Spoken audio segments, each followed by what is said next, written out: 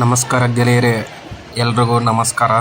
ಈ ಪ್ಲೇಸ್ ಬಂದು ದೊಡ್ಡಬಳ್ಳಾಪುರದಲ್ಲಿ ತಾಲೂಕು ಆಫೀಸಿಂದ ಕೊಂಚ ಮುಂದೆ ಬರ್ತೀರಂದರೆ ಭಗತ್ ಸಿಂಗ್ ಸ್ಟೇಡಿಯಮು ನೋಡಿ. ಇಲ್ಲಿ ಚಿಕ್ಕ ಚಿಕ್ಕ ಹುಡುಗ ಹುಡುಗಿರೆಲ್ಲ ಯಾವ ಥರ ಪ್ಲೇ ಮಾಡ್ತಾಯಿದ್ರು.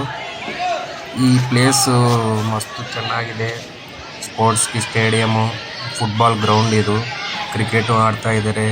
ಅಲ್ಲಿ ಒಂದು ಸೈಡಲ್ಲಿ ವಾಲಿಬಾಲ್ ಆಡ್ತಾಯಿದ್ದಾರೆ.